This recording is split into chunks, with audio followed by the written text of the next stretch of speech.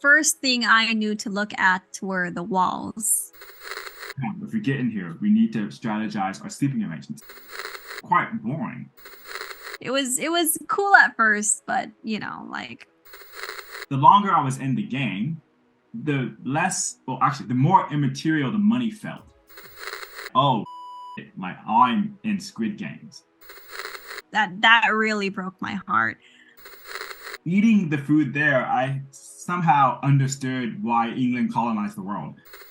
Yeah. I thought we were gonna get eliminated because we weren't strong. Was that I think our team was a team that wanted to be together. God damn it. My heart sank. Dude, all the main characters lost. Yeah, the one thing I can credit Netflix for is how fair the challenges were. All right, welcome back to another video, and I am back again with Kiara. All right. Yeah. Now, for those of you that watched, yes, exactly. Yay. Now, for those of you that watched the previous video with her and I, you learned that we're talking about our time on Squid Game, the challenge, or Camp Squid, as I was called. So, yeah, in the first video, we talked about the whole getting casted, red light, green light, and all that. And now we're going to talk about dorm life, or life doing the game, life in the game, or whatever. So yeah, so first questions first for this one. What was your first impression of like the dorms, like being in the dorms and seeing that? How did you feel? Yeah, so prior to Squid Game, I watched a lot of videos of like how to beat Squid Game and like what to prepare for Squid Game or whatever. So going into the dorms, the first thing I knew to look at were the walls. Look at the walls, see what games were on the walls, yada yada yada.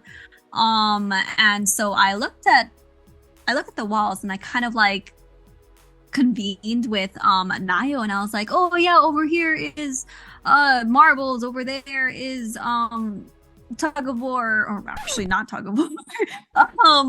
But yeah, we were talking about the pictures on the walls, and we were like kind of talking about, oh yeah, what game is this, and what the heck is that one over there, and Yep. Yeah, so looking at the walls and just kind of like thinking about what to prepare for was my first thought, honestly. Yeah. Like, yeah, it's ironic that the one game that you and I spent so much time trying to decipher was one that sent us home. You know? Oh, God. Like, what the hell game is that? Like, remember you and I were like, it looks like boats. It can't be a boat. There's no way. Oh, yeah, we actually said that.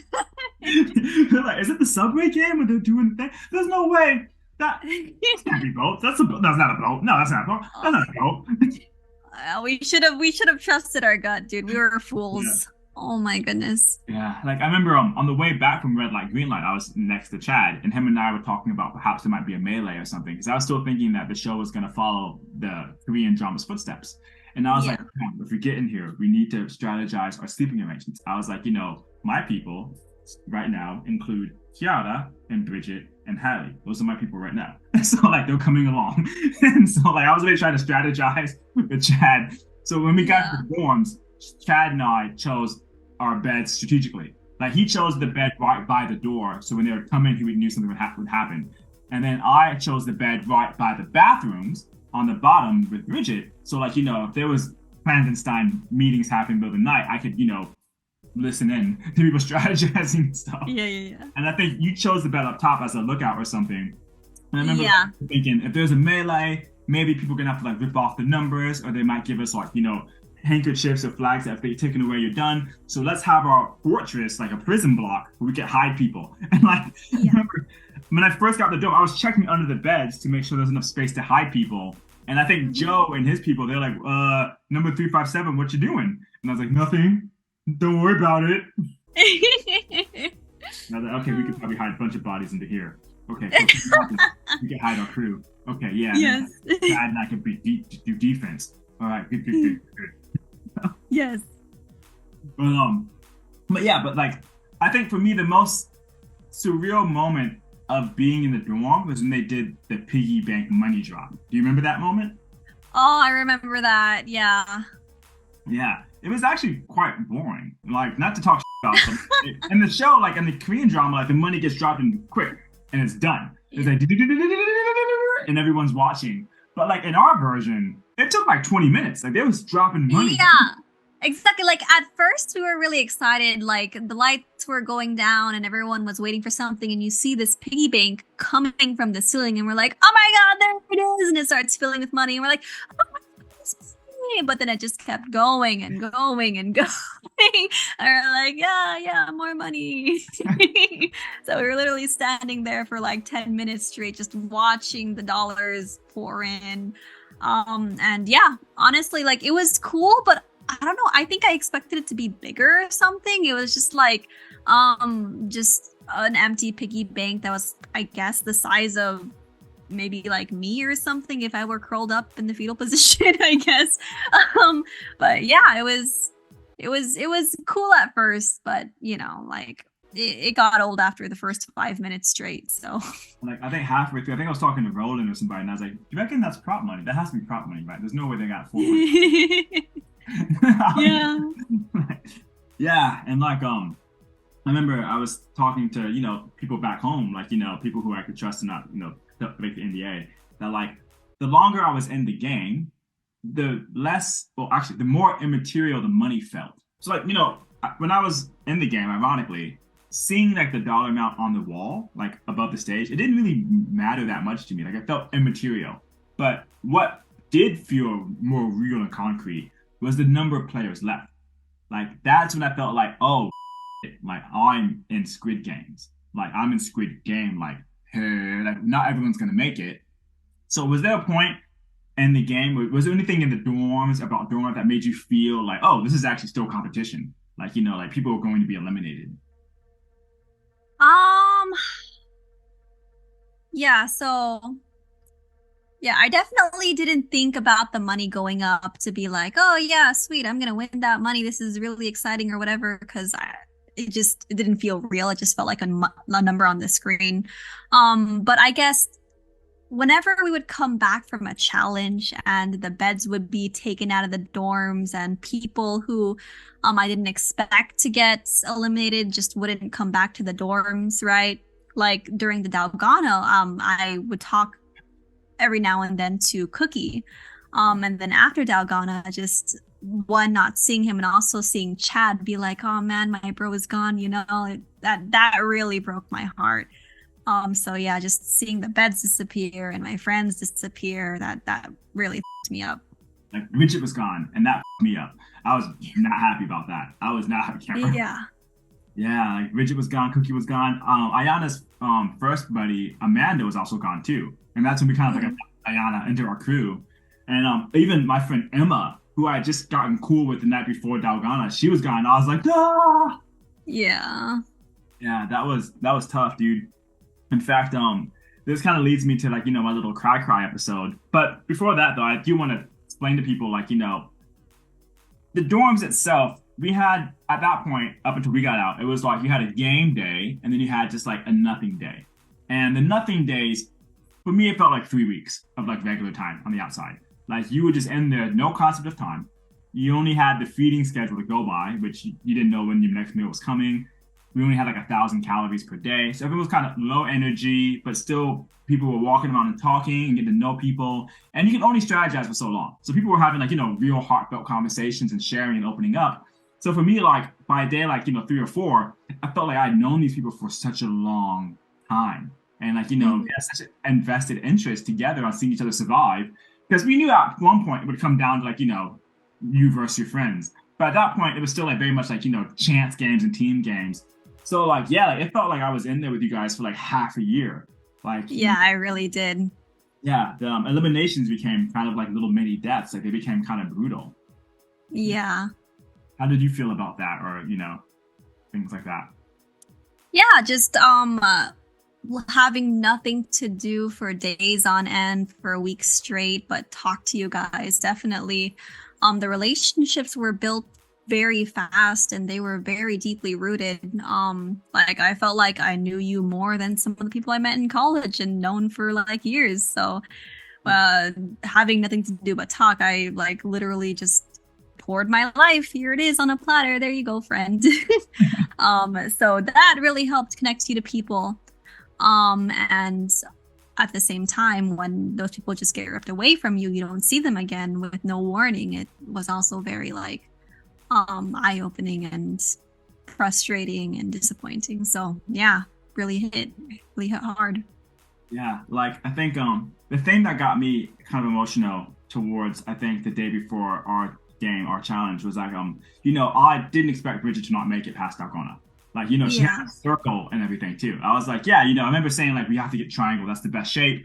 I knew I was gonna bot circle, but I figured that circle was still an easy one. For me, I wanted to either have triangle or star. I didn't want to have umbrella, Yeah. obviously. Because I'm like, well, star is just 5 mini triangles. That's fine.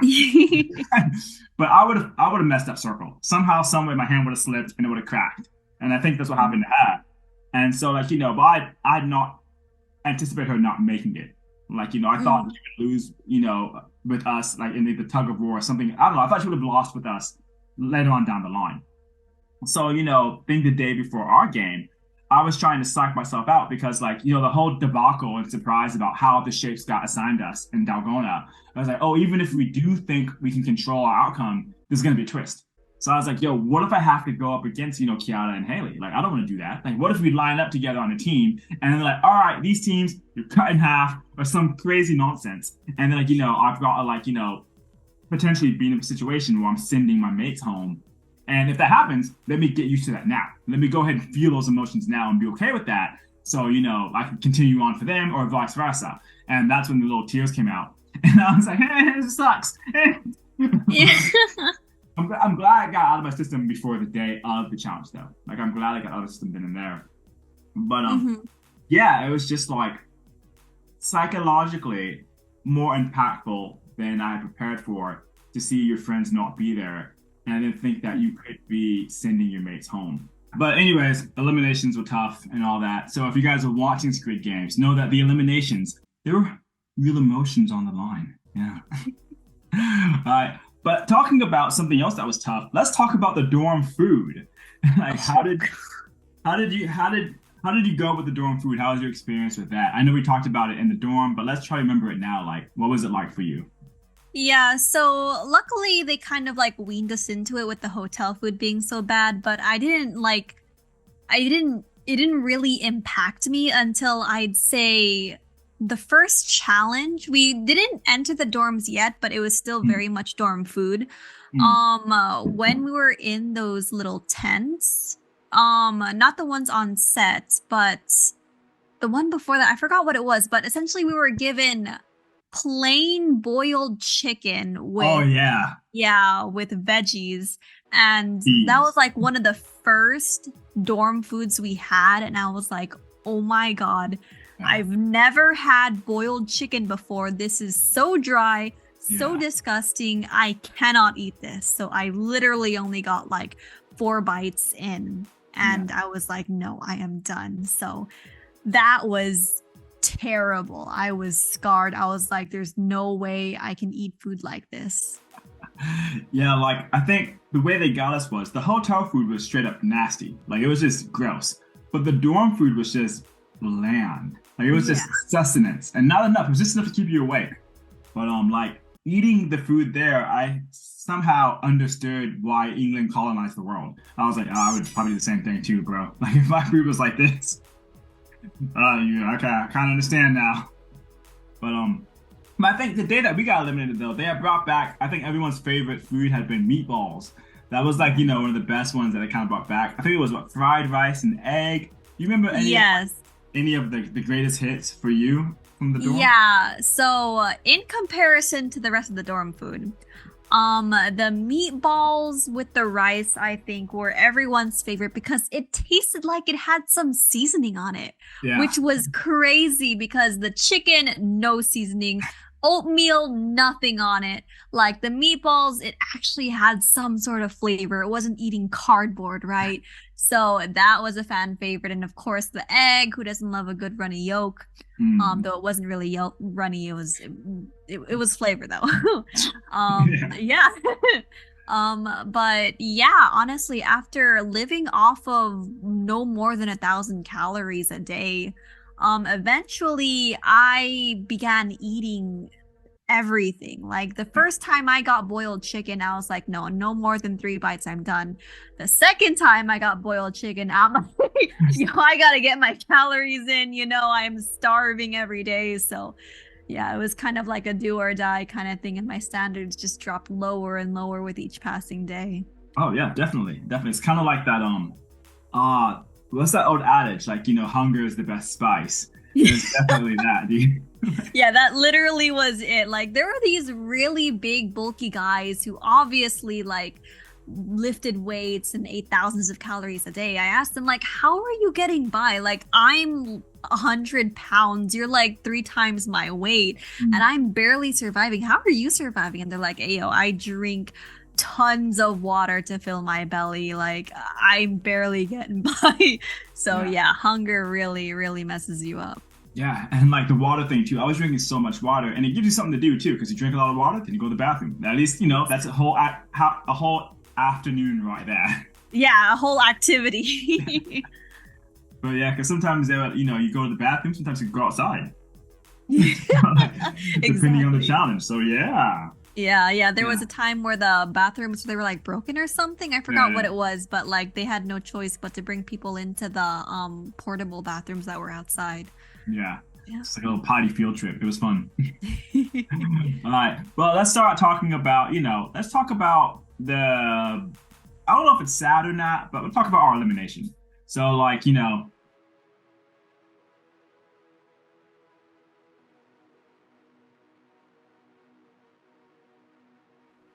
let's talk about the lead up to it though, because it was a game that we all thought was going to be tug of war, but it wasn't tug of war. And I want to lead into by saying like, essentially I got what I wanted for one of my elimination scenarios. And what I mean by got what I wanted was that due to me crying the day prior, I wanted to be on the same team with my people. That was non-negotiable.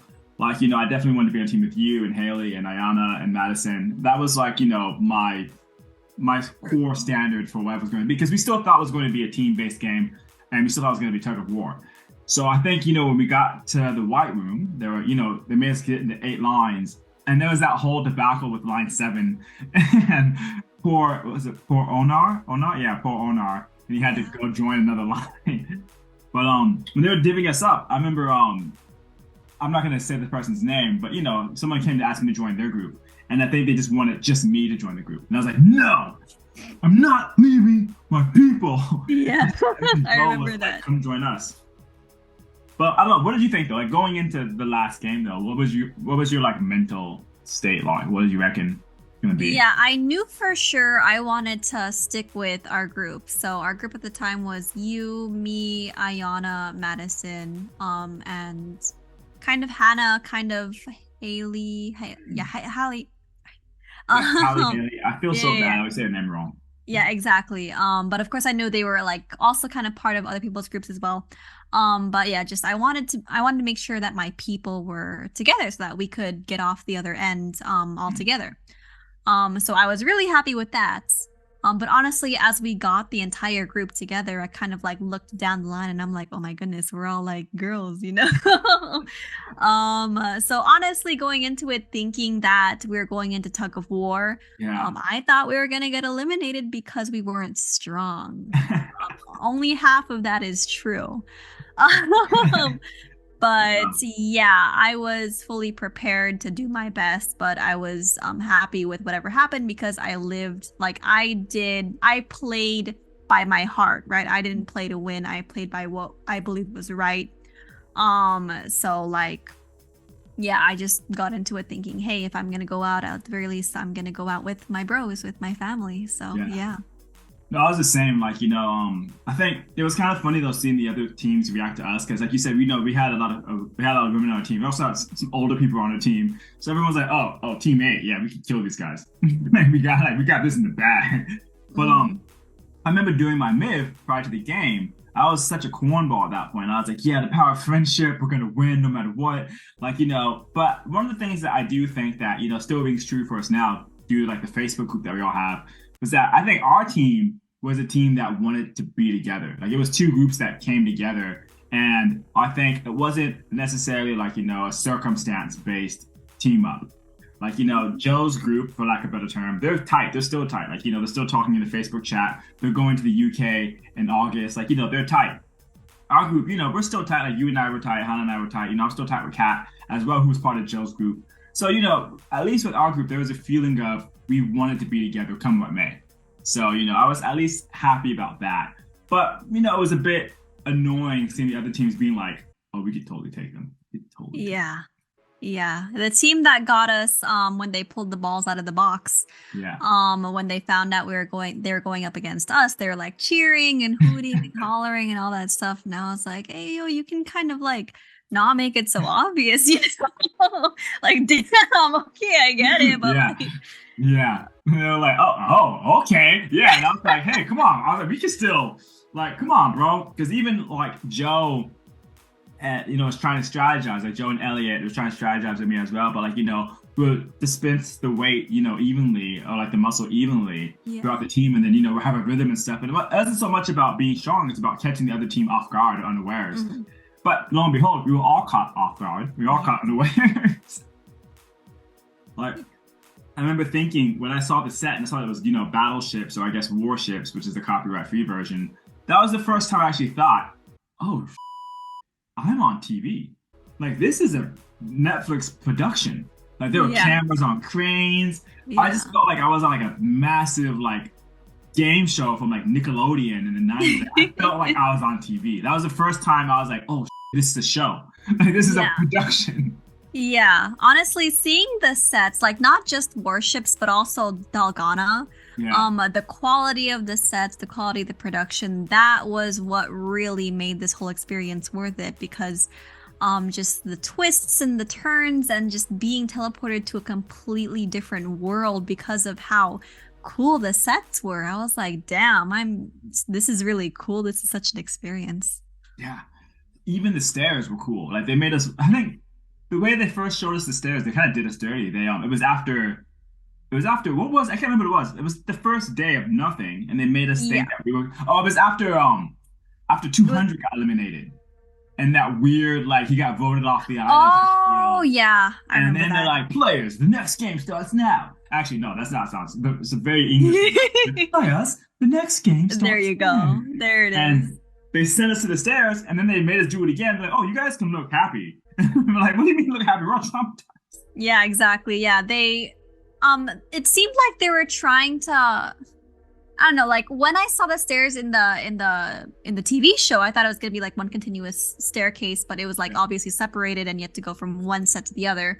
But they shot it to make it seem like one grand, really big staircase and really played it up with the guards and stuff. And they really wanted us to be like in awe, like, oh my God, we're in Squid Games. We're not on like two different sets. We're on Squid Game. This is so cool. So yeah, they really milked the expressions, the reactions. Yeah, I think, I want to once again reiterate that while this video is probably out once the show is aired, well, right now for Kiara and I, it's still like July 7th. So we haven't seen the show yet. And I'm really interested in how they're going to edit the stairs. Like, will they use CGI to flesh it out to make it look more like, continuous? Or are they, will they edit it so it doesn't look like, because we were on like two sets side by side. We just went from one set to another. So I wonder how they're going to edit that. But still, even with that though, the battleship or warship, that's when I felt like, oh, this is a TV production. Makes sense. Yeah. Like, yeah, it was gnarly. All right, now the elimination. So, like, I think for me, it became finalized that people were leaving when the light went on, when Hannah's light lit up. I was quite beside myself. But I was sad for all the other people in the first spot when they got eliminated, obviously like Kat and Amanda. But I knew Hannah was going to go. And when Hannah got eliminated, her and I shared a moment, she looked at me. And, I was already crying and stuff. And then but when my light went off, I was like, well, at least if we get eliminated, at least we're going together with our friends. So at that point, I felt kind of bad, but I also felt kind of relieved, though. How did you feel like getting eliminated and the way that we got eliminated? Yeah, so, God, it was terrible. I remember when I heard the cannon being shot, and then the sound effect happened when it hit a boat. Yeah. I looked around because I wasn't red. Someone else had to have been red. And I remember thinking in my head, okay, it's not our boat, it's some other boat. I looked at the 2-person boat first. No one was red. I looked at the 3-person boat that was at the very back next. I'm like, no one's red. I'm like, oh my God. And then I look behind me, directly behind me, I see my friend Nayo covered in red. And I was like, God damn it, you know? I was devastated, dude. Like my heart sank when I looked behind me and I saw you got hit.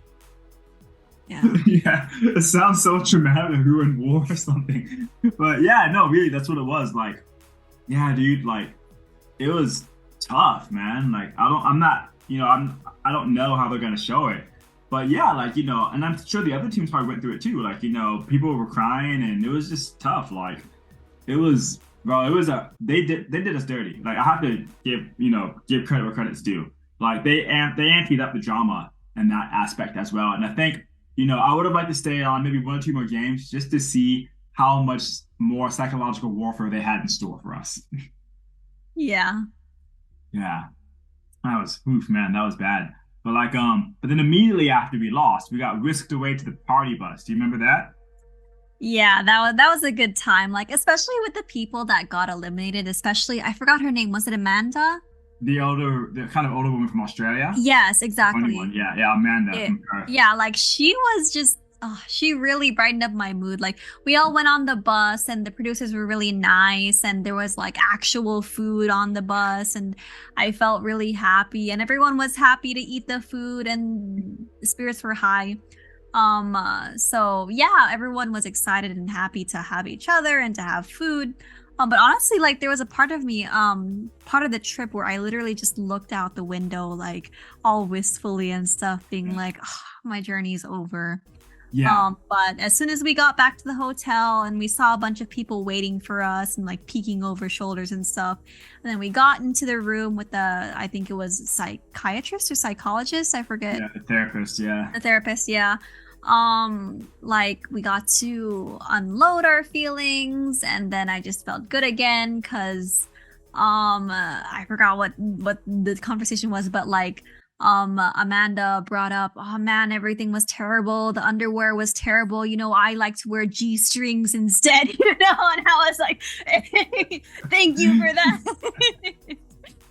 That made getting eliminated worth it, honestly. Yeah, she was a hoot. Yeah. Yeah, I want to give shout outs to Madison real quick though. I remember Madison, she was quite down though. Madison's not your fault, baby girl. We're happy to go out with you. Just want to put that out there. So yes, absolutely. yeah. But no, I'm right there with you. Like, I think the person who actually interviewed me was the one who welcomed us to the party bus. I forgot her name now, my apologies, but like the welfare team member. But yeah, I was right there with you with a bit of wistfulness too, because it was like, damn, like even though it was only like for me, like, I think at that point, maybe like a 10-day experience up to that point, that was so much emotional time I invested in this experience that I felt like that's all I'd known. I was like, what do I do now? Like, yeah.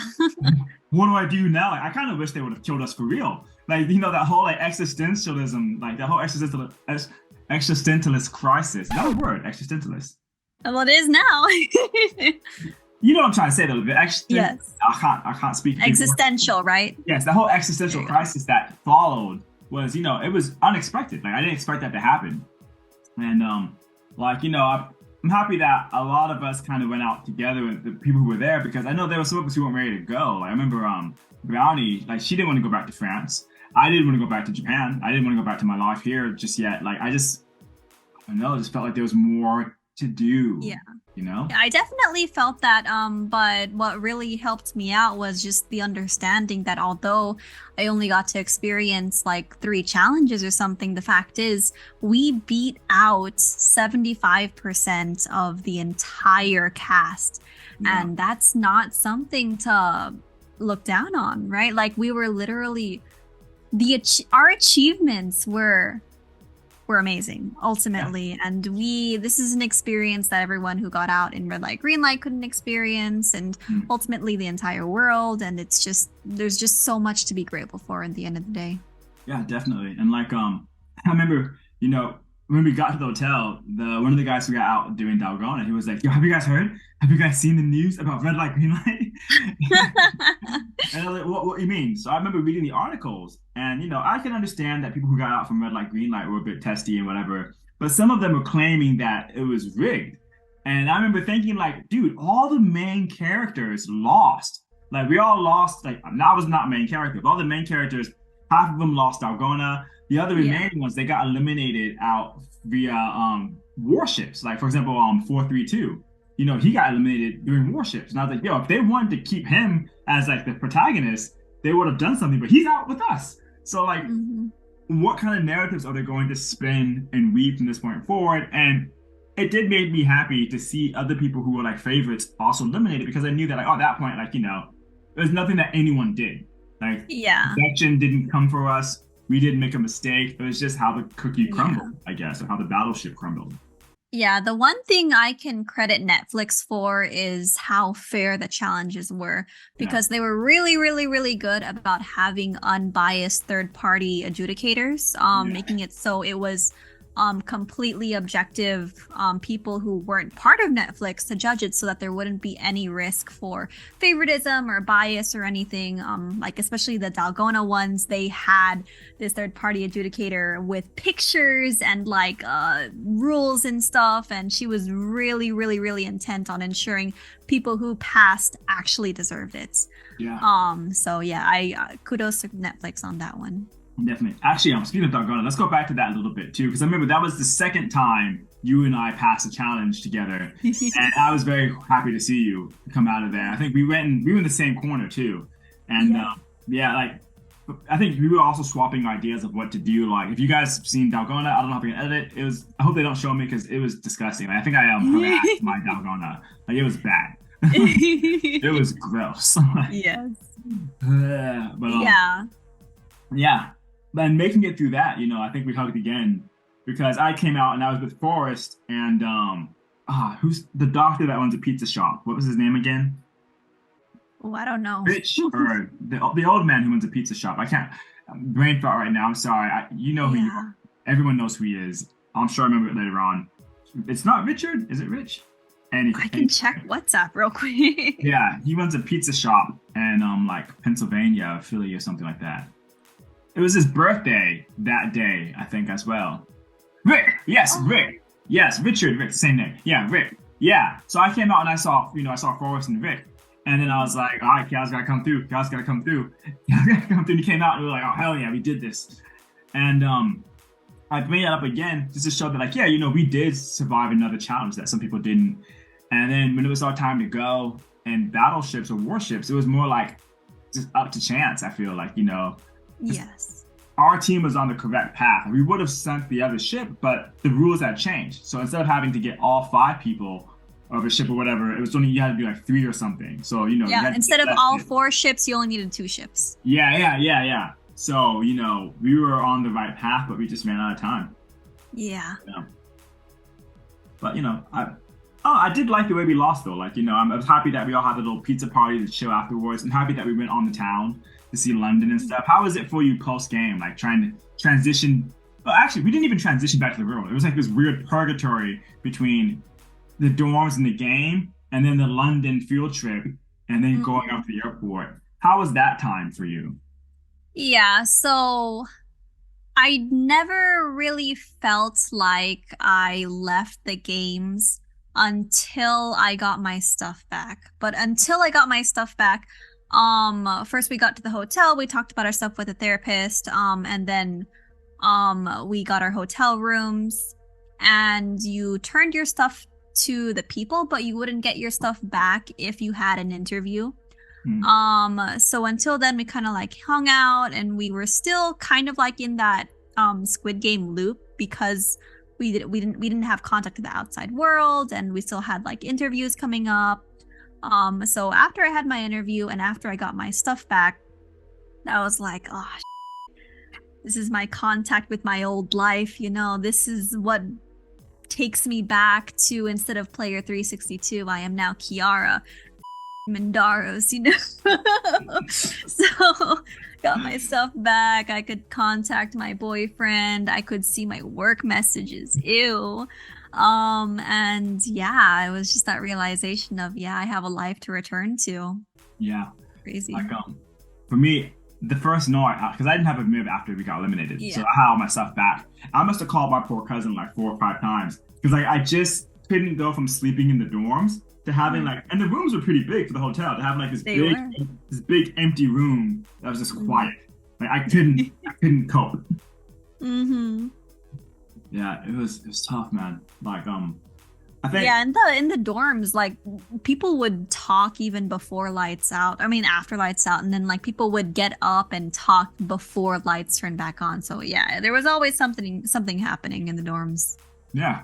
And like yeah, like even me in the dorms, like I'd be creeping around half the time at nighttime to see what's going on. So like, this is my first time where I can actually sleep and not have to like have some kind of ulterior motive, at the front of my brain. I could just sleep, and I didn't want to do it. I must have called my cousin, I called my wife, I called my homie Emery. I was like, I can't. Like I can't cope. Yeah.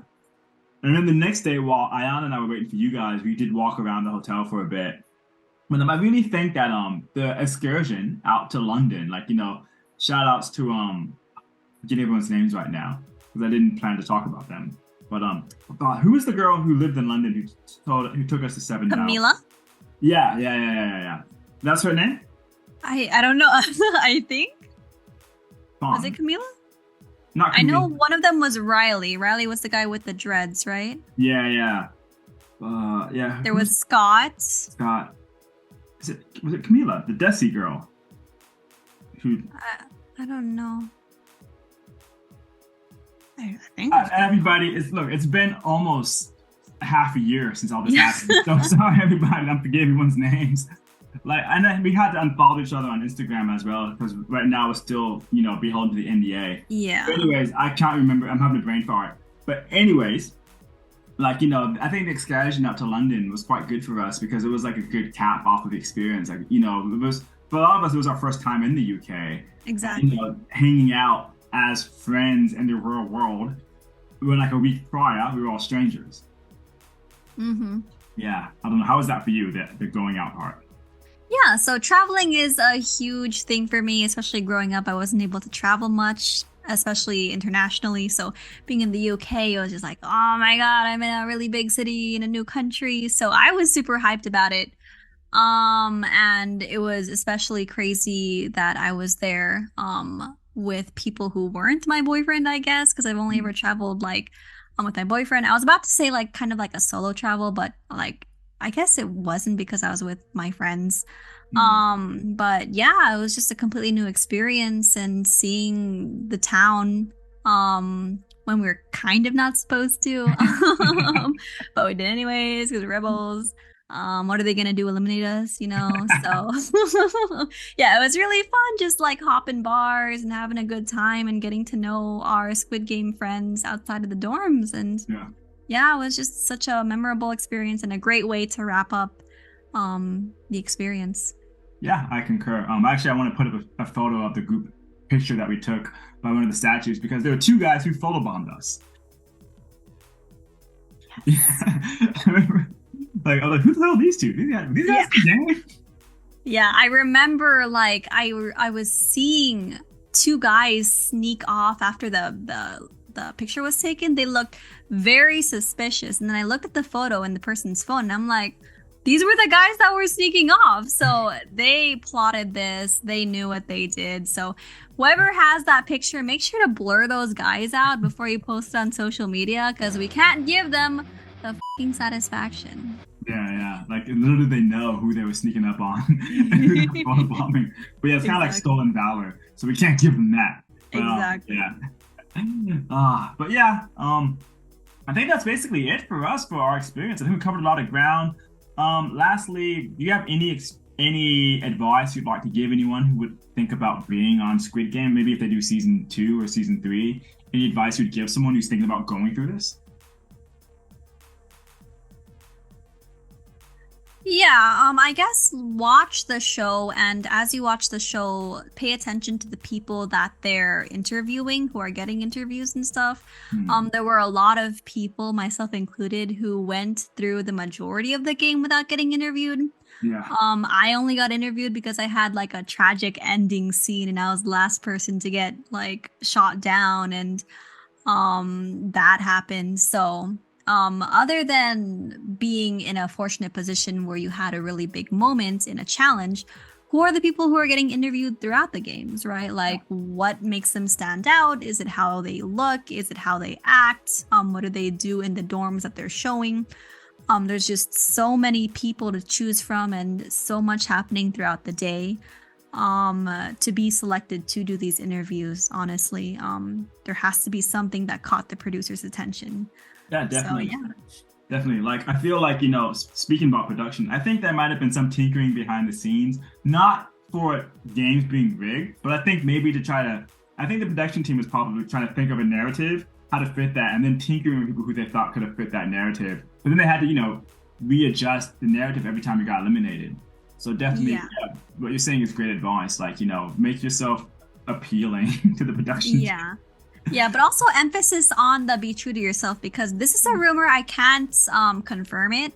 Hmm. But I heard that contestants were being told what to say during interviews. Yeah. And I was also told this is a rumor that during the psychology exam, which is what we had to take before getting on the show, apparently that was a test to see how easy you are to manipulate. Hmm. So there were definitely people who were told what to say or what to do.